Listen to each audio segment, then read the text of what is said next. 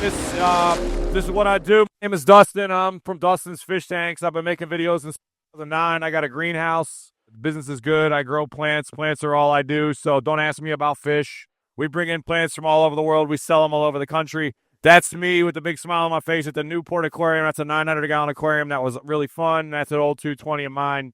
And we're going to talk about the Easy Planet Aquarium. What's the goal? What is your goal with your aquarium? Okay? These tanks look pretty solid, right? Yeah. They're not easy at all. I literally typed in like the hardest plants you could sheep and like that photo came up, all right? Hip from Ultim Nature Systems. This is his tank. And he won like an award with it. These are not easy at all. This is Takashi Amano, all right? So like I say this and I show this because I want to set the stage of like, you can have aspirations for this like insane tank, and that's good and that's great, but people get discouraged by like, oh, I could never have that, or I'm going to need CO2. So I'm here to like, let's just go down here, right? Like I can get as crazy as you want, but I'm just going to stay low with like, let's just get started, okay? Let's get off the ground. You can always make it harder, right? Like there's 5 million pumps and reactors and hook it up to my computer and CO2 and it'll turn the lights on and wake you up in the morning. Like let's keep it easy, okay? This is easy, all right? The goal is easy. This is what I'm talking about. You want to get complicated with me, we can get a little complicated, but like I'm trying to talk about it easy. That is a Bucephalandra tank that I set up. Boost is super easy. It doesn't sell for crap.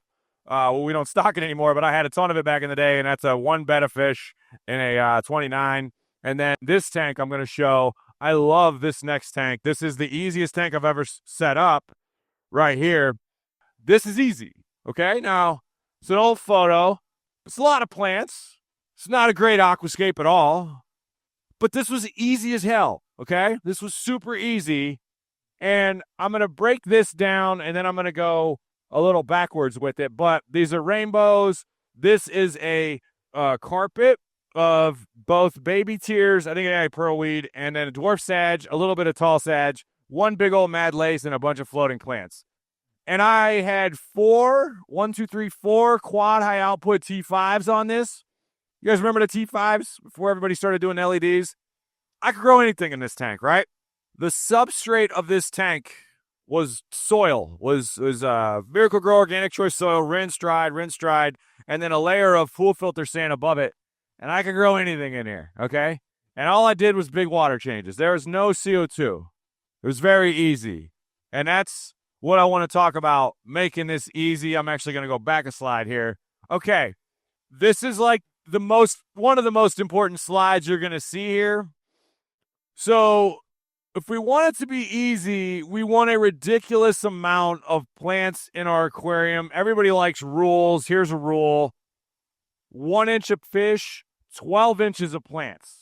All right, like just, if you got one fish this big, you need 12 inches of plants. And like, well, what type of plant or whatever, that all varies, but like a lot of plants, okay? A lot of plants. And you understand the ammonia cycle because you're here and you're into aquariums, so I'm not going to beat you with that. But like, so you can have a lot more fish and a lot more waste going into, if your plant level is higher and the bacteria level is higher, you're fine.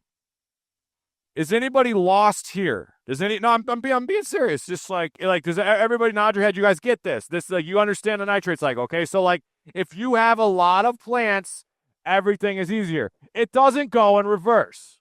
You can't get a ridiculous amount of fish. Well, I mean, you can. It will get harder, right? So, I would tell you, get your plant load really rocking. Couple of random things are getting your plant load rocking. Plants don't care about a cycle at all right? Throw them in the tank. Fish, you need 2 weeks. You need your time, whatever. Like, plants don't care. Get them in there. Get a ton of plants in there. Fast-growing plants, floating plants. We're going to talk about it. But this is how it gets easy. If people could understand this, you have a high plant load, that's going to make it easier for you. So I'm going to talk about how to get you a higher plant load and talk about some easier species. There's the tank in my basement again. I'm going to go back a little bit here. This is when people took actual photos. This is a photo of a photo from 2007. Yeah. Pre-cell phone era. And this was also the pre-children era because I have kids and things change when you have kids. And so I had a lot of time and attention on this tank. But this aquarium is really what, like, that was when I really got into it with the Planet Aquarium. I had some tanks before, but this tank is a soil substrate tank, and it was in my family room. And the local pet store, I would bring them. This is Ludwigia rippens. I'd bring them clippings of this all the time, and they were like, "What are you doing?" Whatever. And I was like, I told them originally I was going to put soil in my tank, and they laughed at me, and they were like, "What are you doing, dude? You're going to kill your whole tank." And they're like, "Your anal fish store owner or whatever." And I'm like, "Well, watch this, dude." And then he came over and he was like, "Oh," because that tank was full. I mean, it was like every little bit of it was full. And that's when I learned about feeding plants, and I'm going to talk more about that in a minute, but very, very easy. Let's just break down a couple of quick plants. Valsinaria, very easy. Amazon swords, very easy. Dwarf Sagittaria, very easy. Ludwigia rippens grows in the streams around where I'm from and maybe down here. So a lot of easy plants, a lot of easy stuff. We can always get complicated. We're going to stay easy. Those are some of the things we're going to talk about. First thing is tank sizes. I did that survey earlier to know about your tank sizes. You guys got your 75 gallons, bravo, right? Bigger is better, okay? If you're just starting out, bigger is better. And I know the initial pushback is I'm going to have to spend a lot more money when it's bigger. Sure. But you're going to have to do a lot less work, right? Like it's sad for me to see that a 5-gallon aquarium is like how they start, because when it's bigger, you got more room to screw up. You got more room for water volume, fish volume, whatever. So I always recommend bigger. However, there is the next question: what can you afford? I have a 220-gallon aquarium that was in my basement, and the old local fish store, I rolled in there to talk to them, and I was, there all the time, and they were like, "Hey, man, we got this tank in the back, man. You want to check it out?" And I was like, I mean, I didn't think I got something to show you, man. And I'm like, all right, cool. I'm going to go get this fish, whatever. It's a fish, right? It's a fish or a plant. I don't know. He guys got 220-gallon aquarium in the back. And I'm like, well, hello. It's like, so what do you want for it? And he goes, $500. And I'm like, all right, I mean, of course I'm going to take it, right? Like, it's $500. It's 200-gallon aquarium. It's $500. Like, gotta have it. So 200-gallon aquarium. As soon as I get the aquarium, I realize, like, well, how am I going to light this 220-gallon aquarium? 220-gallon aquarium is this deep, So that's a different ballgame. So, like, the tank was $500. Have you not heard of the $1 per gallon sale? It's the exact same thing, right? Like, you spend $10 on a tank, but you're buying the gravel, the rock, like it's same thing, okay? So you're going to be spending the cash. So keep that in mind of what you can afford. What do you have room for? I mean, you can always make room for another tank, but this is my old greenhouse. There's a 75 here. It was in full sun. CO2 was great. That tank always looking great. This tank always looked like crap. It was just down here. You couldn't get to it. Couldn't clean it. So, don't let your A tank become your B, C tank. And then you got like 3 like B, he knows what I'm talking about. Like that where your spread is a little too thin, because you get that itch. So just be aware of that. You're talking to, Johnny Extra fish tanks, right? But like when you go to add that X number of whatever tank, just be aware there is a limited amount of time, and you might be taking yourself away from something that is doing really good. So keep that in your head. And how many tanks you got already? Tank sizes. So how deep of a tank? So the problem is that the deep tanks and like the oddball tanks are always around. Like everybody wants to do the hex, right? Like I'm going to pull the hex off, and they're cool and they're in a corner. They're hard to light. They're weird size. You got to get, so deep tanks, there's a big difference between a 20 tall and a 20 long as far as lighting. Okay. The 90-gallon versus the 75. You get what I'm saying here. The footprints are different, okay? Deep tanks are hard to light. Oddball sizes, more about filtering, but when you go deeper, this is when you get into problems. I really want to go yell at the dude from CChem about this, because we were just talking about this. All right, now we're going to get real complicated. I'm going to make it easy. This is called the inverse squared law. Everybody open up your textbooks and turn to chapter 5. This is technical as we're going to get here. Yeah, I got some more hard stuff. I'm going to make it easy. All right, so for every unit of measure you move away from the light source, you exponentially lose light. So your XYZ light fixture on top of a 90 gallon is not as good, or on top of a 90 gallon, as it is on top of a 75 gallon. And it's not as good on a 75 gallon as it is on top of a 40 long. Okay? So the inverse squared law is the real deal here. So just think of it like building blocks. You're here, you know, and then as far away as you go, 1, 2, you get it, right? So like the light source is here. Everybody good here? Because everybody wants to get that real deep tank. So just know, you know, you got that 90 gallon, the old I want a 90 gallon tank and I want to have a carpet. Like, that's a different conversation. You want to have a little 10 gallon and you want to grow a carpet, you know, these is easier done. Anybody rocking a real deep tank right now? I can talk about. Does anybody have a deep tank that they want to talk about? Or just, I got a deep tank because I do have recommendations. How deep you got, sir? What's that?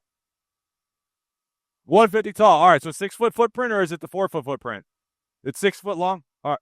Oh, the 4 foot. All right, so here's the deal. Y'all didn't know there was 2 types of 150s. So, yeah, so you got, all right, he's got basically, I'm just going to call it a double stack 75. Okay, you got me on that. So that's a nightmare to light. No, so the trick here is, so just for anybody going in the future with the deep tanks, you want to go, for me, I would run a metal halide on that, which people think is insane, but that's what I use in my greenhouse. But that will get you a deeper thing, and you're going to run a stack lice. But you can get into ghetto lighting and put a lot on top. But like a 150, that's it. That is a lot. Like double 75s. So I would run a halide, or I would run, the LEDs are going to have a hard time penetrating that. It depends on who makes it. And then the problem with deeper tanks too, you guys ever use like a Maglite flashlight where you like spin it and it's like wide and big and stuff like that? The optics on most LED fixtures are made to like tap out at a certain level. So even if you get a couple of them, they're only made to go like this, you know, and they're not made to go like this. Shameless plug. We have a light called the Blaster that does all that. But so just be aware of that with deep tanks, y'all. What else here? Deep tanks are good. All right. So lighting is really, I'm going to just come down here like this and be closer to you. Oh. So lighting is everything. Okay, this is a greenhouse that I built. Anybody married in here? Raise your hand if you're married. You got a significant other. Okay, my wife went to Vegas with her friends, and I built a greenhouse in the backyard. Concrete came through, like ripped the hell out of our backyard when she came home, and I started construction on that. And it was worth all the pain and suffering and misery that she had while about it, by the way. So that's a 12 by 24 foot greenhouse. And this is when I realized, like, lighting is more important than I just told you, okay? Because like it's covered, it's got leaves, that's in the fall, everything grew. It didn't matter, right? Like barely any sun, whatever. So if you got a room that's full of sun or windows and stuff, like plants don't care where it comes from. Get them some light, you know, just get like open the blinds, whatever. If you can experiment in front of a tank, with in front of a window, do it, right? Like just play around with that. That the sun you can't beat. So I'm growing the heck out of plants, and I got this greenhouse in my backyard. This is what do we got here? 2012. That was probably in 2012, 2013. So I'm like, you know, we're doing good. Let's get a bigger greenhouse. I'm gonna segue off of aquariums real quick. I think you might like the story though. So I'm like, I'm going to buy a bigger greenhouse. So let's build a bigger greenhouse. Look at that thing. That thing's 36 by 180. I want that. Okay? This is fun. 180-foot greenhouse for sale in my town. Not a big market for greenhouses. It's not a lot of competition, right? Like, nobody wants to buy a greenhouse but me. It's been for sale forever. I'm like, guys asking 150. I'm like, I'll give you $80,000. He's like, nah, I'm good. I'm like, okay. I hit him up 6 months later. I'll give you $75,000. He says, okay. That's a big drop, right? That's great. That's a good start, right? We're half price. $75,000. The bank will give you that. So I'm like, oh, so this is going on. This, by the way, is like the first day that, like, this is like week 2 that this dude started working for me. Okay, and I like, so what you're about to hear is just imagine you're him for a second. So this is this rad greenhouse, and I'm like, hell yeah, it's 180 feet long. I'm gonna get this thing. It's gonna be cool. Like I drove out there like 5 million times, and I had to get zoning for this. Anybody ever dealt with the city on zoning? Please raise your hand and I'll give you a hug. Yeah, it's a freaking nightmare. All right. So I have this under contract for $75,000, and I go to get zoning. And I go, and I'm wearing a suit, and I'm like, yo, hey, my name's Dustin, and I sell plants, and blah, blah, blah. And, like, he's videoing the whole thing. And he's, like, right up in there. And then I talk, and then 11 people show up to this hearing at the city. And I got real nervous real fast, because I'm like, I'm cool. But then, like, all of a sudden I look out, and there's, like, this group is all here. And we're not, like, this is not like this is a public thing, but this is not good, So these people come and they talk, and everybody got to talk for 10 minutes. And for a good 10 minutes each person, basically 2 hours, these people came and told me how they did not want me to buy this. It had been sitting vacant for 10 effing years, and they didn't want me to have it. Okay, all right, sounds good. So they go to vote. There's 7 people in this forum, right? They go to vote, and I'm like, why would you not want me to have this? Like, I'm going to do something to it, clean the weeds. The one dude on the board is my neighbor. Now they're down to 6 people. 6 people. All right. 3 people vote yes, Dustin should get his zoning. 3 people vote no, Dustin should get his zoning. It's a tie. Okay? It's a tie. And a tie means you lose. Tie means you lose. Tie means you're crying on camera. I was very sad. So I did not get that greenhouse. Okay? So it sucks. And I was so salty, and it was the best thing to happen to me. It was the greatest thing, because I didn't get it. I worked on it for years. And then what happened? You get knocked off the horse, get back on the horse. Winston Churchill said, if you're going through hell, keep going. All right? So if anybody's going through some hard stuff, keep going. Because see that dude crying right there? Well, this dude right there built his own greenhouse. And this is the greenhouse I'm in today. If you look real close, that kid is smiling his face off. That was about 6 years ago. That's the one I built from the ground up. All right? So if anybody watch those videos, by the way, anybody see those original videos of this? Anybody know this story? All right. Well, none of you don't. Wow, yeah. All right. So the whole time, so just quick comedic relief here. So he just starts working for me, and I'm like, hey, you got to go in front of the city, and I need you to film all this stuff. And he's like, so I'm getting this new greenhouse. I'm going to work for this dude. And then he doesn't get the greenhouse, and now we're building this other greenhouse. So, like, God bless Andrew. He's been working with me forever. But, yeah, so there's me happy as hell. So when you build a new greenhouse, you can build it however you want. And that roof up there opens to the sky, and it's rad. So lighting is very important. And here's where we are today. That's our facility. Just the roof's open. It's fun. There's it at night. That's like sun coming up. That's a good time. When you're there in the sunrise and you got a cup of coffee and there's nobody there and you hear the birds chirping, that's a place you want to be if you're into plants. It's a lot of fun. And then on a hot summer day, you can just chill, and that's what the plants look like in the basins. That's one. That's a 12 by 8 basin that we grow plants in. My old greenhouse was 12 by 24. So just a little bit of a step up. And, plants like the sun. And that's how we do it today. So, but here's a fun rule for you. What would Mother Nature do? Okay? So now we're going to, there's a lot of things we can talk about with what Mother Nature would do in your Easy Planet aquarium. But like, you're anybody breeding fish? Anybody got fish breeding? Yeah, whatever. You bred fish, you do a big water change, they breed, right? Imitate the rain season. Your photo period on your plants. I'm going to stick with the Mother Nature rule and probably come back to it here, but we're going to talk about lighting. I kind of already hit on the lighting as far as like the depth. I talked about that with you. Deeper tanks are harder to light. But what are you trying to grow? Okay, so I think this is a good spot to sit with the easy thing, right? Because you can see all kinds of plants, like you can see all kinds of crazy, but if you're just like, no, like I got 4 kids in baseball and like I'm never around and I just want this to be like low tech, like you don't need a crazy light, okay? So you can get away with like a little thing. just know that, you know, you might be limited on certain stuff. You know, like I got over there in our booth, I got like the red section, like those are the harder ones, but you can do all the greens and all the easy ones. So don't get too like caught up in getting all the bells and whistles and all that stuff. Like you know, you can get, there's a ton of easy plants out there.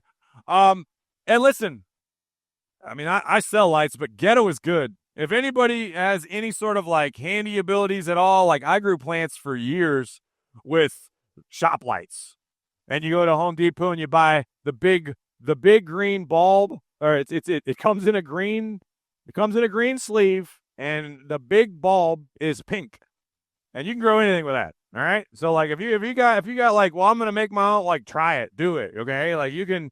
There's a million different ways. Anybody make their own lights? Anybody got their own fixture set up? No, anybody? One? Yeah. Oh, you? Yeah. What you got? What is it? Yeah, okay. And it works. You're growing plants. Cheapest thing I could find. I love that. Yeah. So be resourceful. Quad. I did the quad high output T5s forever. I showed that tank in the beginning. That was easy. So yeah. And there's to stay here for a minute. Ghetto's good. I am gonna get technical for a second, but don't be too alarmed by this. But this is one of the most important slides you can know about lighting. Okay. So the sun is the center of the universe. All right, I almost said solar system. See, center of our being, right? So the sun gives off everything. This ultraviolet on one side, infrared on the other. This is the visible light spectrum. So this is all us human beings can see, okay? So all we're looking at right here, kindergarten level, Roy G. Biv, right? Red, orange, yellow, indigo, violet, right? We're all here, okay? This is the colors, okay?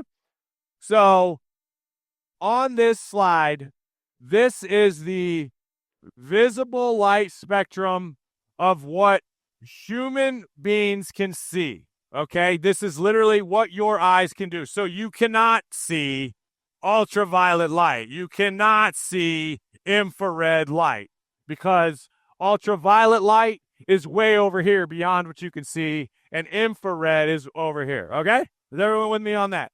So that's what humans see. This is what plants see. There's a difference, okay? So it's the opposite. So if a light looks bright to you, it might grow plants, but it might be all here, but you're over here, you're growing, your eyes are seeing this, okay? So it's the opposite. It's called a spectrograph. Every light bulb you've ever looked at has this, okay? So just find this. There's something called PAR. PAR stands for photosynthetically active radiation. It's a BS industry term because PAR just says there's a number between here and you've got X amount in here, but it doesn't tell you which of these it is, okay? I'm going to say that again. PAR is BS. You can get PAR with a laser pen. Now, you can't grow plants with a laser pen, but if you put it on a PAR meter, it will give you a reading, okay? So what we want to do is we want to focus on what the plants take. So if you're buying bulbs, you want to see this, okay? So you want to find a spike, the bigger the better, around here in the red. We're getting away from the topic of easy here. So is there everybody got a question or like I saw this or anything? Like I won't call you like this is important though, because once you get this, you got everything. And oh, by the way, see how these kind of come off here? That whole natural daylight thing? Plants take the other stuff too. Okay? That's why the greenhouse is kung fu, because I get the natural sunlight. So like plants, they use the other stuff that us humans in our visual spectrum can't see. I'm getting a little technical here, but I really want to hit this. Everybody with me? Anybody got a question on this? I can get real dirty on this. Everybody good? Good. Nobody's lost. All right, cool.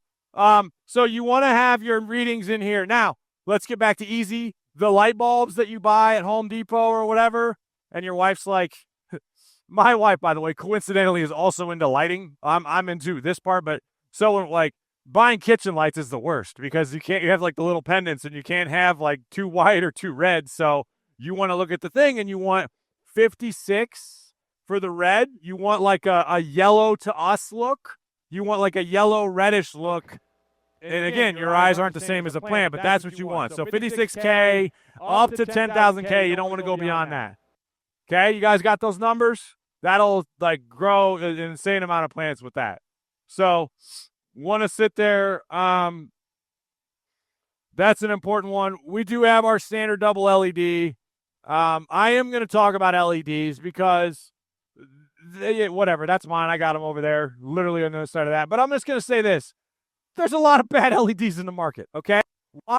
Because they don't have spectral composition right. So like this graph back here, they might have a real bright, and it happened early on a lot, where they'd have a ridiculous amount of light right in here, and they'd be like, look at the new LEDs from XYZ, and you like hold them up and they're bright, and then you put them on your tank and they're total garbage.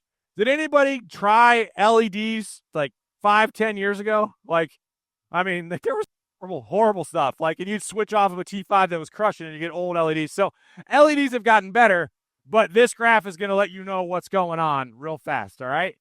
Is there any, before I go on to the other stuff, any light questions at all? Go, girl, what's up? Okay. Oh, she's going good here. All right, here we go. Do I want to abandon this to go to the lighting PowerPoint? Okay, so where does the sunlight go? Oh, so the sunlight's like full band, but the sun goes beyond. So the sun is like all this. Got me? And then all on the other side. Does that make sense? The sun is all of it. But you're just getting, your visual is just in there. So you can't, like, note on this. Anybody walked into a pet store and put their arms underneath a metal halide? Does anybody know the difference? Do that sometime when you'll, because the ultraviolet and the infrared on a halide, you can actually feel it. Like it feels like you're getting like the sun kind of feel that. And so that's a good way to know like that extra stuff coming on. Good question. Any other light questions? This is good. I can go real deep. Anyone else? What's up, man? All right. How deep do LEDs go? Well, every LED is different. How deep do they go? Depends on the fixture, depends on how far they make it, or how far they make it to go, like they make the optics of it. Most fixtures, most manufacturers are made to go about 2 feet. That makes sense? I would just assume that based on just manufacturer, what all is going on. Any other lighting? What's up? Say it again. Well, that graph. So you look at that graph. Okay, that's a good question. So like, how do you choose a good light? You choose a good light by understanding the spectral composition. We're getting technical here, but the spectral composition that the light is going to put off for you. In other words, you don't choose a light that has a lot of spikes here because this is what a human sees, but you would want to get a light that has a high spike here and a spike in the blue, okay? And the more you can get over here, I'm a big fan of the red spot, the better. So that's how you choose a light. So they're going to sell you everything, right? Like it turns on at light, you can put it on to rain mode and rave mode and, up and something down, whatever, but like you want that. Because at the end of the day, that's how we're driving. Did that help? Basically, the more you're going to see, if you're looking at one of these graphs, the more you see in in my book, the 600, even up to like 800, that and that darker red would be the spot. All right, cool. Any other light questions? All right. I'm moving on. We got, how are we going to kick it? Going to kick it root down. Going to break it all down for you. All for you that know who the Beastie Boys are. So, roots. Guy at CChem, long time ago at an Aquatic Gardeners Convention, said plants absorb 400 to 400 times more nutrients through their roots than through their stems and leaves. I should have put that on a PowerPoint. I'm going to say it a bunch. Plants absorb 4 to 400 times more nutrients through their roots than their stems and leaves. I'm going to have noodles for lunch. I'm going to sit on this stage and I'm going to eat them one by one through my nose. I can do it, but it's a lot more efficient to eat through the mouth, okay? It's kind of, you got me, right? Like, so the roots are where the plants eat. And when you get root growth figured out, and there's species variations on this, but when you get roots figured out, that's when the game is going to change. Over here, this is the underside of my old 220-gallon aquarium. That is chunks of red clay. Clay is a negatively charged ion, and so it pulls. You're not going to leave easy for a minute, and it pulls all the Fe2 and the irons and the metals and all that stuff and makes it more consumable to the plants. So if you can take your heavy metals and you can make those more consumable to your plants will grow better. Quick note on this. I hope they aren't here. I sell plants to shops, right? We sell wholesale, and I'll sell them to shop. And certain shops will be like, "Man, I'm killing it. I'm using RO water." Okay, so what do you do in a reef system, right? You strip out all of the metals and all of the stuff that the plants eat. And I'm like, and the plants all died. And I'm like, well, yes, because you fed them nothing. Like, so roots are super duper duper important. Is anybody running a soil tank? Is anybody running any advanced substrates here? Nice. Yeah, okay, cool. Would you go back to the days before you had good substrate? Just got it started? Okay, all right. Would you go back? Like, once you start getting plant growth with good substrate, would you go back to, like, plain gravel? Like, no. Because plants can eat whenever they want, however they want, and, like, this is where they're made to eat. Quick technical note on this. There's also, in my book, there is a beneficial relationship. It's called a mycorrhiza or whatever. Basically, there's, like, a root fungus that is an in-between between the minerals available and the plant's root ability to eat them. So there's like a mycorrhiza, like little like fungus stuff that you might get on your roots. That's all good. And they sell the stuff for like terrestrial plants, but there's a relationship there. Okay. Like that's where the plants want to eat. So wanted to show those. I run soil. We have our own substrate here. We mix it, rinse it, dry it. I've got a slew of YouTube videos on how to do your own soil. So if you want to check that out and do it on your own, you should. You guys got that Texas sun. The stuff will dry in no time and get it mineralized and be good to go. Eco Complete is, if you're looking for a good substrate that's barely cutting it, fluorite's all right. A monosoil is all right. I use gravel, but I use it over top of soil. Pool filter sand. You guys familiar with this? It's like the biggest like hack ever. It's like 50-pound bag. It's $10, and you have 50 pounds of gravel.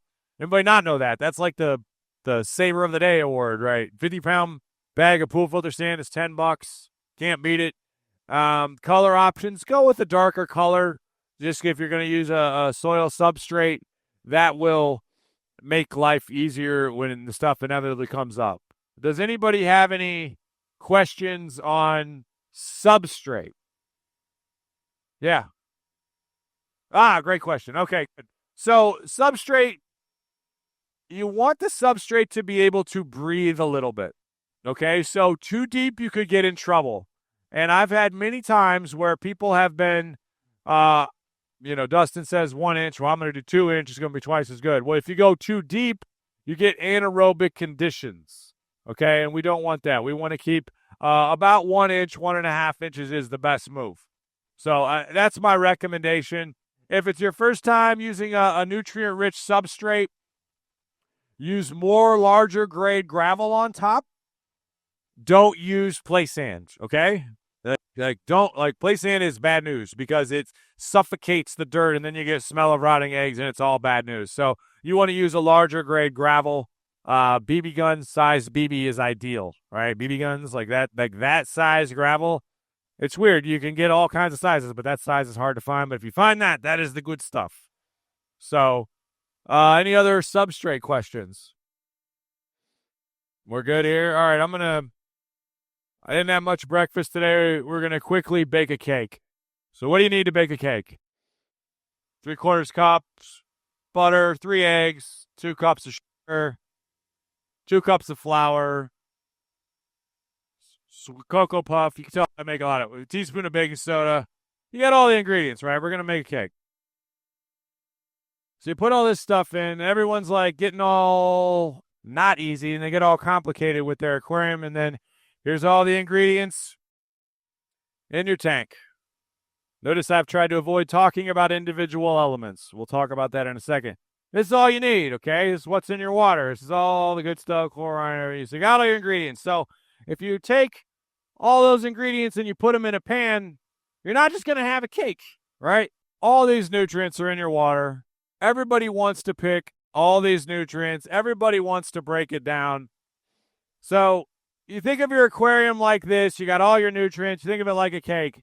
But what do you need in your aquarium? The lighting bakes the cake. You take all the ingredients from the cake and you put it in the oven and you bake it, okay?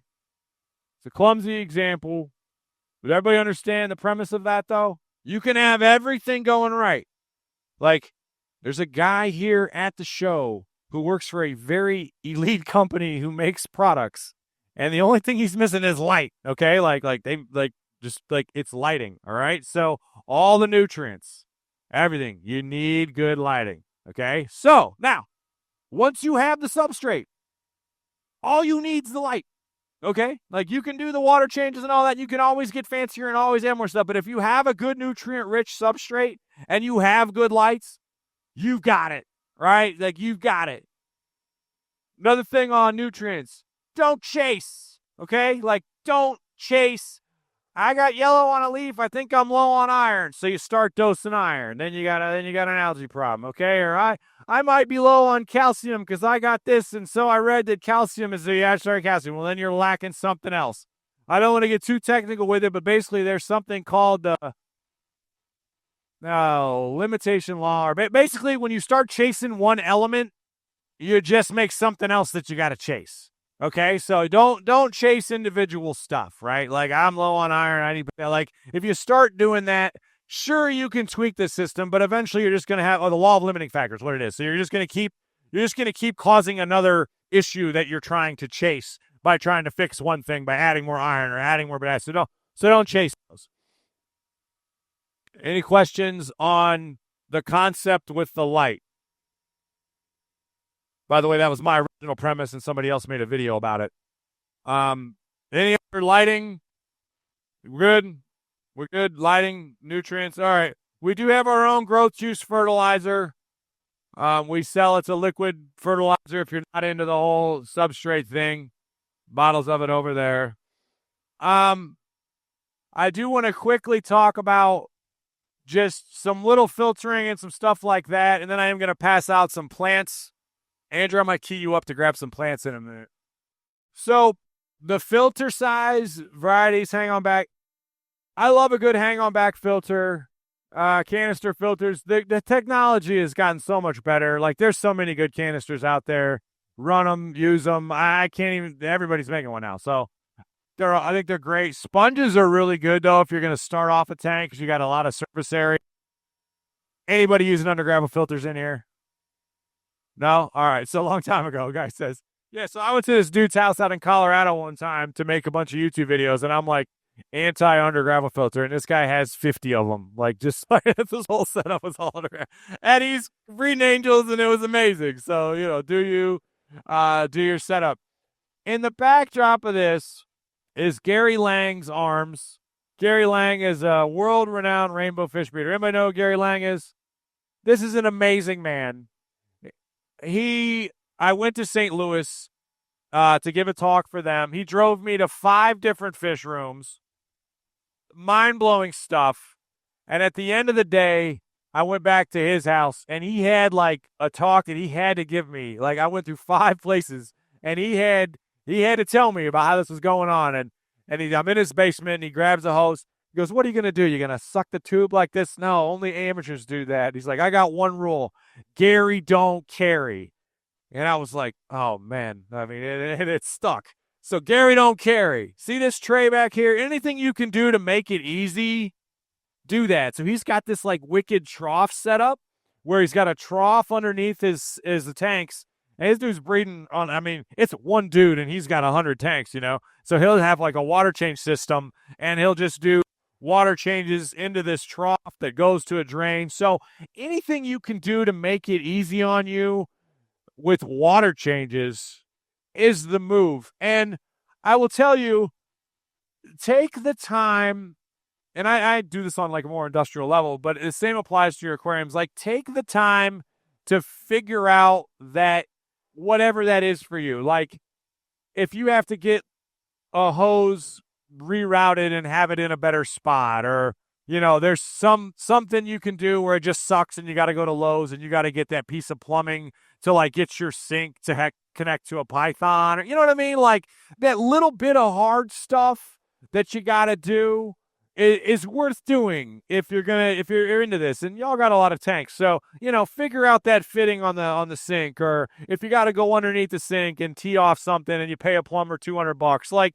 that's going to make your life so much easier for so many years to come versus like schlepping buckets across the living room or whatever. Or if you got to get, so just, you know, take the time up front. I mean, when I built my greenhouse, I got drains the size of Montana through the whole thing. I drain onto the floor. I got water every 10 feet because why not? Right? Like, I got it all over. I got 2 inline gas water heaters, and I made the dude get on the phone and like tell me how good they could work at the factory. So just do the stuff to make it easier on yourself with that. Anybody got any filtration questions on a planted tank? I kind of went off on a water change tangent, but I feel like that's important because of the water. Any filtering or like how much water flow or anything like that?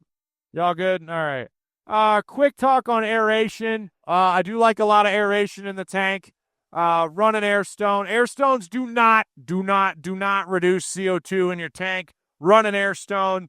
Yeah, there's a graph on the internet that shows how much is what's actually in the composition of air. It's heavy nitrogen, and nitrogen is good for your plants. So you run an air stone, get that surface agitation. You're not going to reduce your CO2. I killed some Cory cats with a dirty tank because I didn't have enough gas exchange. Cycle time. Takes time. Get your tank to cycle. Light time. How long do we run our lights? We start 6 hours, okay? This is me, 6 degrees from the equator in Peru. It's not sunny 12 hours a day in Peru, believe it or not. Okay, like, I'm on the equator. Look at that gringo right there. Like, I don't know who gave me a bigger look, those dudes or me, but these dudes, by the way, they take us to the fish. Donde está Aripaima? Where's the Aripaima, right? Like, and they would take you, and I would go into the water with them, and they would point. There's the fish. Yeah. That's the appropriate response to that comment. Yeah. They would go, like, I would get in there, and they would, in this jungle right here, and those little dudes, and they're like, the fish are over here. Like, that's where they are. They knew where the fish were. It was awesome. They had the whole thing dialed out. They've been catching fish forever. Here's the fish. Run your lights for 6 hours to start. Okay, I've been 6 degrees from the equator in Peru. It's not full sun. There's jungle. There's tree cover. You know what I mean? If you can do 12 hours a day, do it, but start at 6 and keep moving on. Anybody got any algae? Hey, now we're talking. All right, algae. Who doesn't, right? I'm the algae king. I got algae growing right now. Like, all right, so cut your lights back, okay? Cut your lights back a little bit. Plants don't care. And then when you have algae, you have an imbalance, so you want to increase your plant load to outcompete the algae. But start at 6 hours. I can't emphasize that enough. What will Mother Nature do? Okay? Got to come back to this, right? It's not full sun all the time, okay? Water changes. Big rain comes. Down came the rain and washed the spider out, right? Like Cory cats breed in the rain. Fish, you know, when you're breeding fish and they're small, when you do a big water change, the chemicals that they release, if they're in too small of a body of water, they won't get big. But if you do a big water change, those chemicals are diluted and the fish get bigger. How often do the fish eat? Not all the time, right? They breed in the sun. not full sun all the time. What else can I give you? Oh, soil and the substrate, right? Like we talk about that. Mother Nature, you got the mud, you got the muck. Where's the best plants grow? In the mud, in the muck. The carpeting plants. I could go on with that. Here's some tips here. Friends of a planted tank. Water changes, water changes, water changes. You guys have amazing water. People in New York City have like soft tap water. I went to a trade show in New York City and I brought a bunch of shrimp and I immediately nuked all of them because I used the same water that they had. So horrible. It was carnage. Not feeding your fish. You don't need to feed your fish every day. Keep everything consistent. Don't do big swings. Planted plants, floating plant. Anybody using floating plants? They're a map. All y'all. Wonderful. I'm not even going to talk. All right. Floating plants are great. Rock it like this. And then, this is a little, I don't know, water changes, consistency.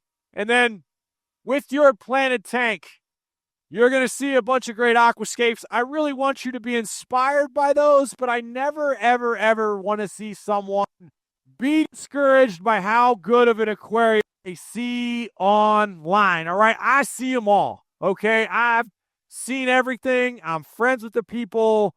You know, I've watched professionals come from Europe and set up a tank that makes your head spin.